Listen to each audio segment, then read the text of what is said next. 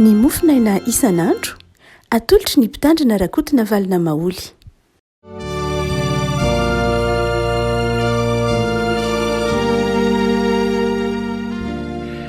Miaraba antsika rehetra afaka malala tratra ity alakamisy fa 7 ny volana septambra ity ary dia mitsidika sy miaraba antsika amin'n'alana izao mofinaina izao ny Hebreo 12 Hebreo 12 ny andininy 5 ka hatramin'ny 7 no mofinaina antsika riavako. Hebreo 12 ny andininy 5 ka hatramin'ny andininy 7 fakitsika amin'ny anaran'i Jesosy. Tandremo mba hatsolavinareo izay miteny fa izy ireo tsy afa-nandositra tamin'ny andavany ilay nilaza ny tenin'Andriamanitra tamin'ny tetỳ ambonin'ny tany, maika fa isika raha mihodina miala amin'ilay efa any an-danitra izay nampiroro ny tany fahiny tamin'ny feo, fa ankehitriny izy efa nanao ny teny fikasana hoe indray maka koa tsy ny tany ihany ny ampiroro fa ny lanitra koa, ary hoe indray maka koa dia manambara ny anovana izay zavatra ampiroro iny toy ny zavatra natao mba haretan'izay zavatra tsy ampiroro iny,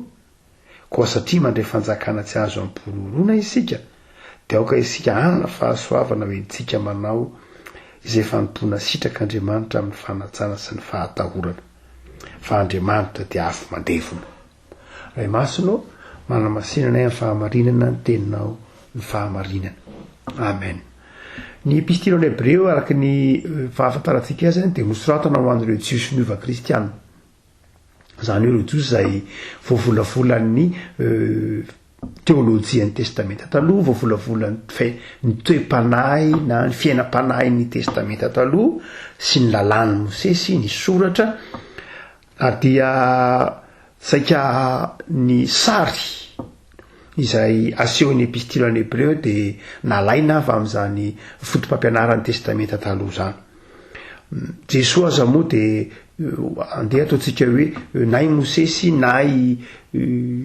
eo anjely dia saika tandindon'ny Kristy, Jesosy dia hoarina amin'ny sorona be, hoarina amin'ny Mosesy, izany hoe ny epistile any Hebreo dia tena manamarina ny teniny lay mpampianatra teolojia anankiray antsoiny Oscar Kuhlman ny hoe ny testamenta vaovao dia mivelatra, ny testamenta taloha dia mivelatra ao amin'ny testamenta vaovao, ary ny testamenta vaovao dia miafina ao amin'ny testamenta taloha. Izany hoe raha ohatra ka vakinao tsara ny testamenta taloha ka vakinao ny anelanelan'ny soratra dia miariary eo ny testamenta vaovao, ary raha velarinao kosa ny testamenta vaovao dia hitanao ao ny testamenta taloha. No zany dia toy izay fifamantorana izay no asehon'ny epistile any Hebreo eto ny hoe Jesosy Kristy dia tsy inona akory fa fahatanterahan'ny testamenta taloha ihany. Dia amin'ny tetiny 7 ity dia manao hoe fa Andriamanitra dia afo mandevona. Mahery vaika ny filazan'ny epistile any Hebreo zany, na ny epistile any Hebreo dia maneho Andriamanitra mahery vaika, satria izay ny fanehoan'ny testamenta talohan'Andriamanitra. Andriamanitra mahery vaika tsy haitoaina, tsy azo vazivaziana ary ery tsy haitoaina. Izy moa dia miteny hoe fanjakana tsy azo ampirorona, tsy azo ampitahorona ny fanjakana nraisitsika sy ny menantsika. No zany dia tsy azo vazivaziana fa tompona amin'ny toe-po sy toe-tsaina ary toe-panahy mendrika Andriamanitra, tompona ao anatin'ny fahatahorana anazy sy ny fitiavana, nefa koa tompona ao anatin'ny fahavononana hanao ny asa tsara. Dia eto izy mamahana ilay teny manao hoe fa Andriamanitra tandremo tsara fa afo mandevona izy. Ery amin'ny 5 izy dia mampitandrina tandremo tsara, mba tsy holavinareo izay miteny toy izy ny amin'ny 7 fa Andriamanitra dia afo mandevona. Tandremo fa Andriamanitra dia afo mandevona. Hotsika manao hoe tsy sanatria mampitahotra ny epistile any Hebreo, tsy sanatria mampitahotra ny epistile any Hebreo, fa maneho toetra an'Andriamanitra izay maizy azy eo amin'ny testamenta taloha, maizy azy an'Andriamanitra, nefa koa maneho Andriamanitra masina kanefa takatry ny olombelona ary miara-monina amin'ny olombelona amin'ny fahamasinana. Ny raha ohatra ka jerena ity teny ity manao hoe fa Andriamanitra dia afo mandevona, dia malagasy hoe mandevona aza mbola maivana, raha midika teny tetattsika hoe dika teny frantsay na nydika teny fototra tena hoe Andriamanitra de afo mandevina de tena mihitsy afo mitelona mandevina tena tsy mandevina miadana fa tena mandevina aingana raha tena mbola jerena ary ny alalan'ilay teny de toy ny Andriamanitra de Andriamanitra tsy misangisangy fa Andriamanitra zay tsy azo vazivazina fa mandevina aingana mihitsy tsy miandryandry inona ny dika zany te zany afaka malala nahoanany de mahery vaika be tahaka zany tahaka ny kanota ny filatsaky ny fanazavany epistilo any Hebreo n'Andriamanitra manao hoe tandremo azy satria manao feny izy any mamarapahana ny taratasiny ny epistilo any Hebreo de ny afatra de hoe tandremo amin'ny fanontonareo amin'ny fiainanareo tandremo fa Andriamanitra afo mandevina dia raha toa ka jerena izay teny zay afaka malala amin'ny soatra masina satria ny soratra masina ihany manazava ny soatra masina zay ny maha-protestanta atsika soatra masina tsy azavaina amin'ny filozofia fa ny soatra masina tsy azavaina amin'ny amina zavatra hafa azavaina amina anganona azavaina tsy tahaka zany ny soatra masina de ny soratra masina ihany ny manazava ny soratra masina ary de eto raha mitentsika manao hoe afo de inona ny soatra masina raha miteny manao hoe Andriamanitra de afo mandevina aizo amin'ny soatra masina nazavantsika an'izany ovina indray Andriamanitra no afo mandevina raha mamaky ny fahitany Mosesy itsika ty amin'ny Exodosy toko 7 Mosesy nahita ny tombo tao amin'ilay roimemy izay tsy nandevina ilay roimemy dia hoy ny filazan'ny Exodosy toko 7:2 azy manao hoe ary ndrehitra ilay roimemy fa tsy nahalevonana zany hoe any amin'ny bokin'ny Exodosy dia ny fahitan'ny Mosesy an'Andriamanitra dia afo tsy mandevina mihitsy ary Mosesy nanatona an'Andriamanitra tao amin'ny tendrombohitra Sinay any amin'ny Exodosy toko 7:10 fa tsy nandevina Andriamanitra fa inona ny tiany epistilo Hebreo tenenina manao hoe afo mandevina indray Andriamanitra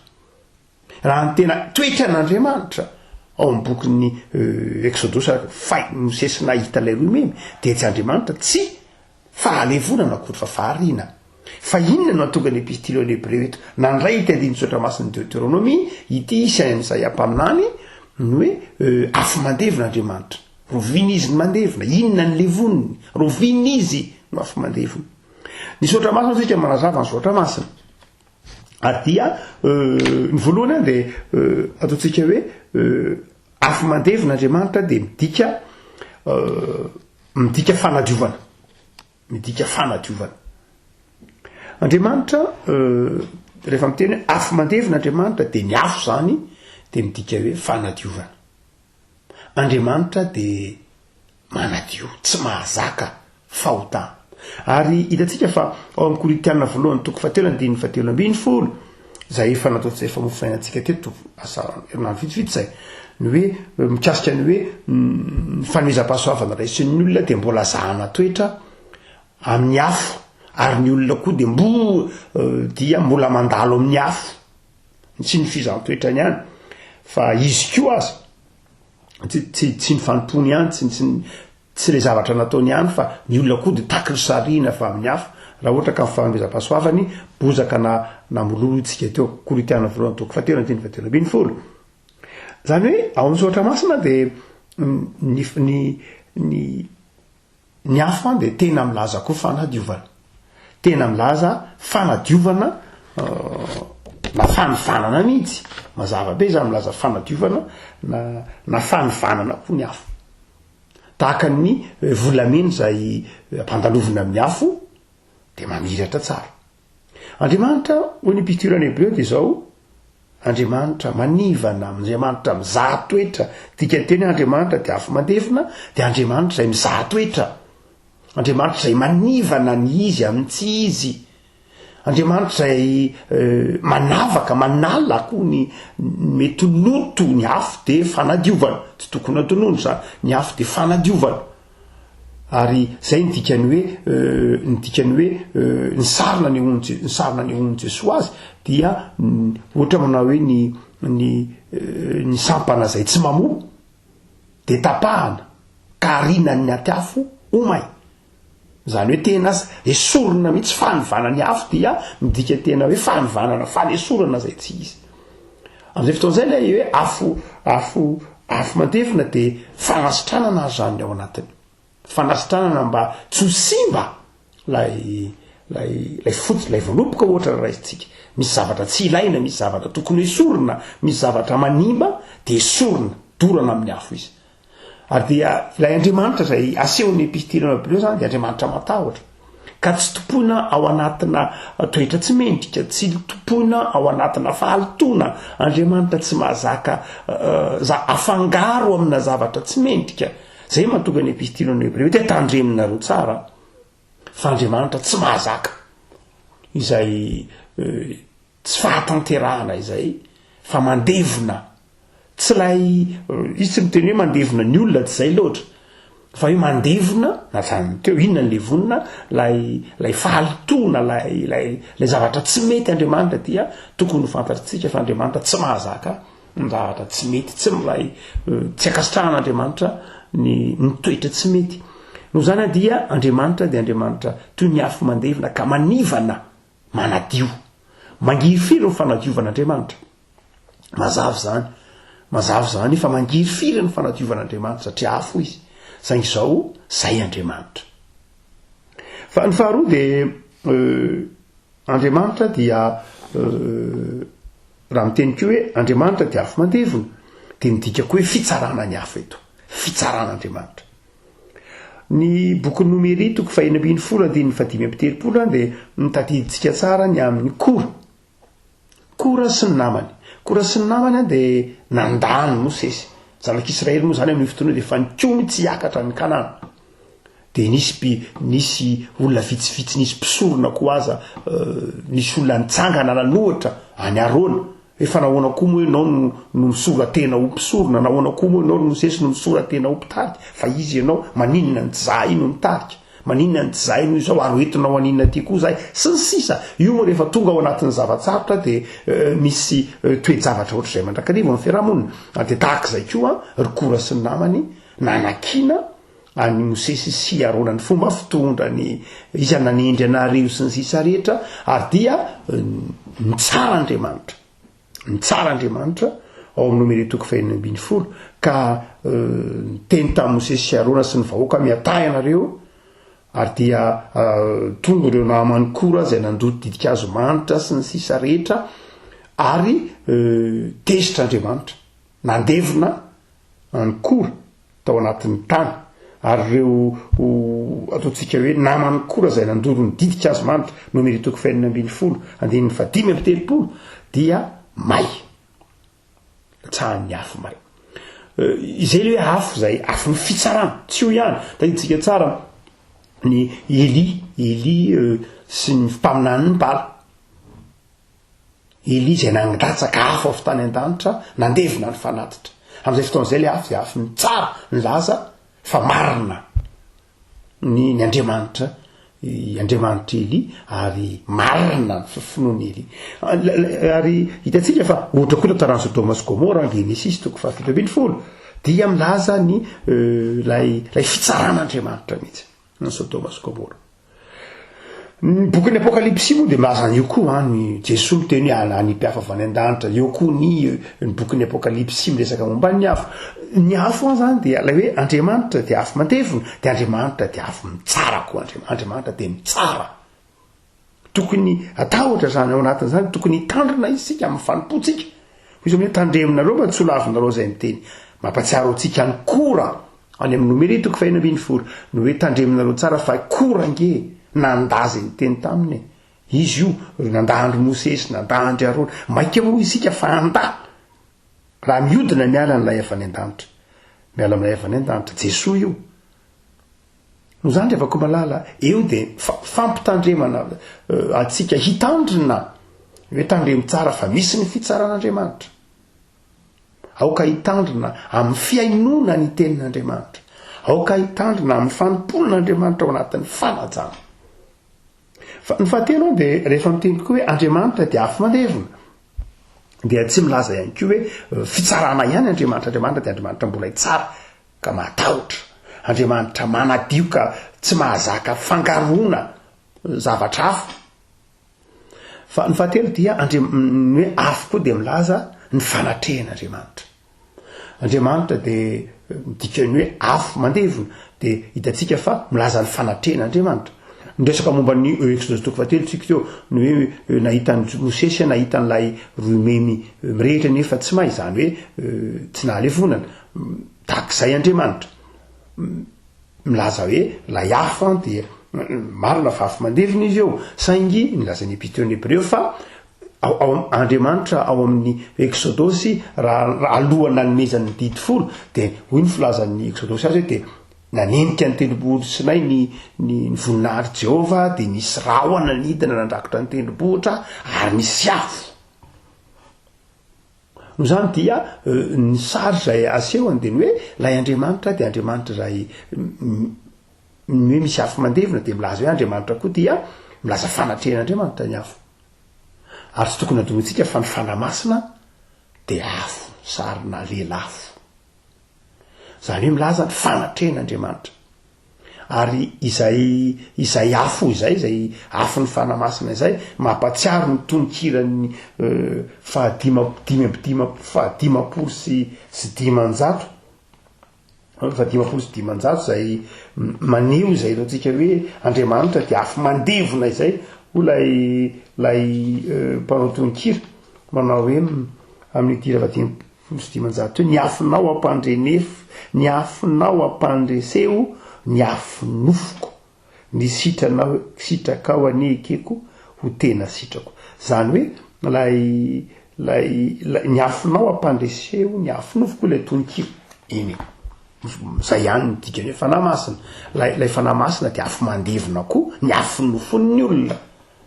zay mahatonga amin'ny Paoly ny teny manao hoe ny vokatry ny fanahy de izao vokatry ny nofo to izao ny afo ny firehetany filana ao anatin'ny olona amin'ny nofony dia resy ny afo noho ny afo ny fanahy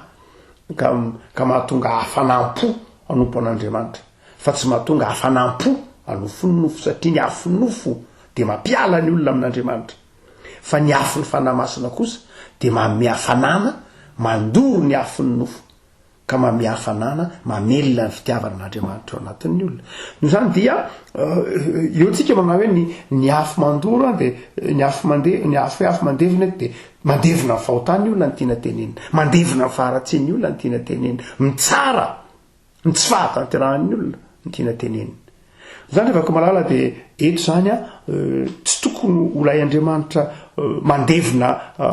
lay afo mandevona amin'ny eritreretintsika olombelona azy hoe to manimba zavatra tsy zay loatra ka so mieritreretintsika hoe doro-tanety ve zany sa doro-trano ve zany Andriamanitra sanatry ny vava fa raha miteny epistily hebreo manao hoe Andriamanitra de afo mandevona de mampirehitra ny fitiavantsika n'Andriamanitra mampirehitra ny fanompoantsika n'Andriamanitra ny Andriamanitsika de Andriamanitra masina ka sary-piaro tsy mahazaka ny fampifangaroantsika amin'Andriamanitra hafa Andriamanitra tsy mahazaka ny toe-panahintsika fangaroantsika amina toetra tsy mendrika Andriamanitra tsy mahazaka ny fifangaroantsika amin'ny toetra n'izao tontolo zao de manery atsika ary ty teny zay teneny epistily any Hebreo ty ny Andriamanitsika de Andriamanitra manamasina atsika Andriamanitra nanadio atsika ho afaka amin'ny lotony zao tontolo zao Andriamanitra zay efa nanome atsika ny fanahiny de le fanahiny zay tsy mandevona ny maha isika atsika fa mahary atsika olom-baovao fa nanaisotra kosa ny pentipentina izay taty anatintsika ka mahatonga atsika olom-baovao amin'ny tompo Jesosy andry afaka malala eto mpamarana de mampahiry anao fa Andriamanitra de afo mandevona de zavatra roa arony tokony ho tsainao tandremo ary ny fanomponao topoy amin'ny fahamasinan'Andriamanitra topoy amin'ny fahamasinan'Andriamanitra fa Andriamanitra zay tianao de efa nanomeanao zay rehetra ilainao ahafahanao manompo azy de topoy amin'ny fanjakana mpandresy tsy fanjakana resy fa fanjakan'ny mpandresy no nomenanao no zany dia tsy azo vazivazian'Andriamanitra fa topoy amin'ny fahamasinana izy fa sary-piaro fa ny faharoa toka apiarintsika zany rehefa afaka malala de ao amin'Andriamanitra ny tena misy fanadiovana ao amin'Andriamanitra ny tena misy fanadiovana sy fitsarana misy zavatra misy kolotsaina malagasy voadio an'ity epistilo any Hebreo ty Andriamanitra dia afo mandevona misy finoana malagasy nentim-paharazana izay tokony ho voadio antony ohatra ny hoe malagasy ohatra rehefa avy mandeha mandevona ohatra de misy mbola malagasy avy mandevona de mbola hoe asio afo eo ambaravarana dedikainy de so de manaraka ny matotoana sanatria manaraka n'olo de asina afo ambaravarana na mbola mandoro fingotra dia ety afaka malala de Andriamanitra de afo mandevona ina moa tokony mbola hitadiavanao andorona inona indreo ambaravarana fa Andriamanitra nefa nandevona ny ratsy rehetra Andriamanitra efa nandevona ny tsy fahatanterahana rehetra Andriamanitra efa nandevona ny fanaratsy rehetra ary nanipy zany any amin'ny elo mirehetra avy no zany dia tsy voatery fa tsy tokony tsony mihitsy ny kristianina mbola hieritreritra n'izany ny hoe andeha alohan'ny hidrotrany de mbola hitady taratasy be de andingana afo na hitady fingotra na hitady fatobolo efa tsy tokony amin'izany tsontsika satria ny Andriamanitritsika efa nandevona ny fahavalontsika efa nandevona ny ratsy rehetra nandevona ny tsy fahatanterahana rehetra ary efa nomena fanjakana tsy azo ampiroroana isika de tokony orona amin'izay ny finoantsika tolo malagasy era netretra n'izany izy era nampiasa afo izy tsotra be teo amin'ny tolo malagasy de ny afo de fanadiovana zay ny dikany hoe zay ny dikany hoe manisy an'iny afo iny de fanadiovana iny roa ny fanadiovana teo amin'ny finoan'ny tolo malagasy de ny rano sy ny afo raha avy mandevina izy amin'ny alina ndradray ariva be ny tanàna ny atapitendrompohatra ny rano ty Andohasaha ahoana ny diovana de afo no nampiasaina ny afo zany to amin'ny tolo malagasy de fa fidiovana am'le hoe so de misy loton'olona ohatr'izany dia de niala tamin'ireny zay keo ny dikany ataontsika hoe ny arendrina ny fanaon'ny tolo malagasy rehefa tonga ny fandrona taloha dia lay de manao arendrina abretina ny afo mba hanala ny lolo hanadio ny tanàna finoana zany samy hafa ny razana sy ny lolo tamin'ny tolo zany tsara fantatritsika fa malagasy zany mba tsy hiverenantsika amin'izany antony zavana zany dia ndraindray misy manao ny olona mandrehatra ny afo iny izy niala n'ilay fandrona mandroaka ny fanaratsy rehetra satria ny verina hoe ny afo de manadio zay ny feritreretany azy finono zany zay ny fanirano koa de fanadiovana aminy ohatra hoe rehefa misy manjona misy ohatrany de le mandeha misasa de midio zany mandeha misasa de midio fa raha ohatra ka avy mandevina no misasa mety ho ariva be mangatsika tsy pratika de afo no nampiasaina fa fanadiovana foana na ny afo ohatra hoe dorana ny ody ohatra fanao ny tolo zany dorana ny akanjony maty ohatra dorana ny tranony mpamosavy ohatra zany satria de ety lazana hoe ny dorana zay mahatonga ny hoe ny martiora de ny dorana satria noarina tamin'iny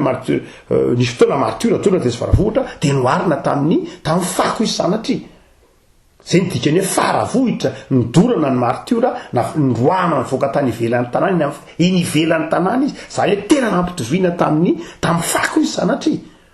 matona varina tany anaty antsana de sanatria toy ny fako tsy ilaina tsony matony dorana tany ivelan'ny tanàna any faravohitra de toy ny fako izy sanatria matony le fonina tany ambohipotsy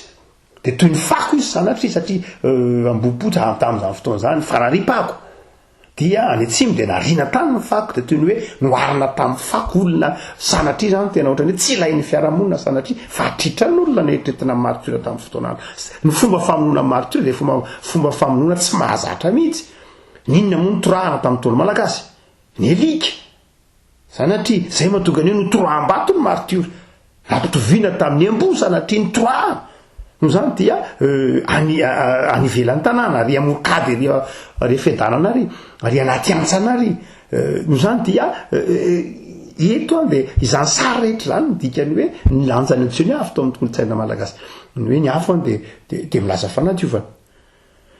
raha ohatra ka mampiasa arendrina tsika kehitriny tsy milaza ndray hoe zany hoe tsy tokony atao ndray hoe zany ny arendrina pastera zahatra efa kolotsaina efa tsy eritreritra zany tsony fa fifaliana ho atsika ny mahita tataky ny olona rehetra manera-tany mieritreritra hoe fifalianany mba mahita any ty sy ity fa tsy azo raisina ny hevitra tery ndraiky io na koa hoe ina tsy tokony sasa ve zany rehefa ohatra zao iny raha mandeha misasa nge tsika mandeha manao brochette renanina ry fa tsy inona koa arino moa no sasany antsony ko machine lafere rehefa misy niny fa reo misasa ny fianakaviana reny le manjo de tena fifankahitana fanatonona le zavatra ny lalovana ndraindray ara manentiko masikita sy misakafo renaniny ry ao anatiny lay hoe avy nandalo ny zavatra sarotra fa raha ohatra ka manao an'izay de tsy amin'ny lafiny hoe finoana fanadiovana loatra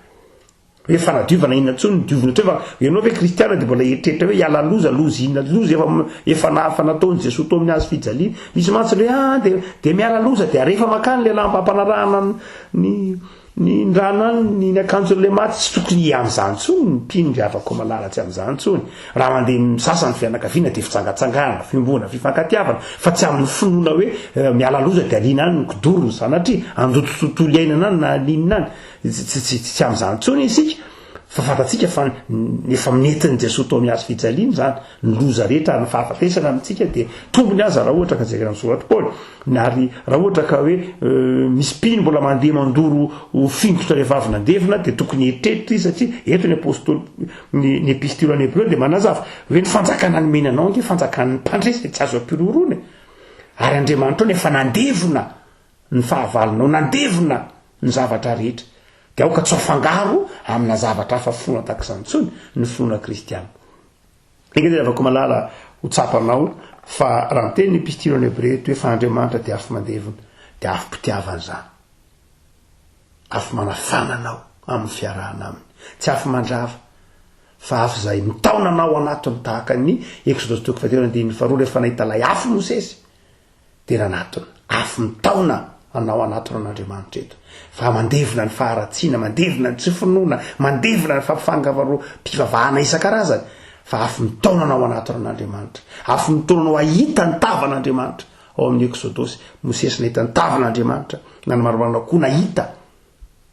ny fahasoavan'Andriamanitra tamin'ny alalan'ny didy folo na afo ny fahasoavana tahaka ny fanamasina tompony ampahirona afaka malala ngengany hotomponao amin'ny fanajana sy ny fahatahoran'Andriamanitra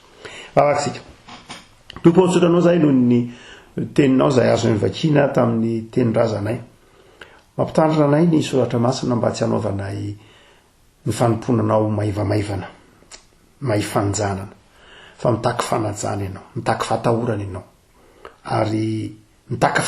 fakantoavana koa ianao mba tsy holavinay zay ny teny na ny solotenanao ny teny na ny teninao tompo de mampianara anay fa atahotra anao anompo anao fa efa nolevoninao ny tahotray nolevoninao ny afinofonay nolevoninao ny otanay nolevoninao zay rehetra mampisaraka anay aminao efa nisoronao tamin'ny alalan'i Jesosy zanakao koa dia ampahire izay anatona anao Andriamanitra amin'ny fitiavana ary anompo anao amin'ny fifaliana jereo ny asanay tsiraray avy jereo ny ankonanay jereo ny fianakavianay jereo ny namanay jereo ny asanay tanindrazanay fa ngio tompo areo ka ianao Andriamanitra fitiavana hitaona anay hibanjina ny fahasoavanao hanavao fanolora-tena ao aminao tsy amin'ny fahazarana fa amin'ny fatokina fa tia anay ny Andriamanitra ay no Jesosy Kristy zanakao amen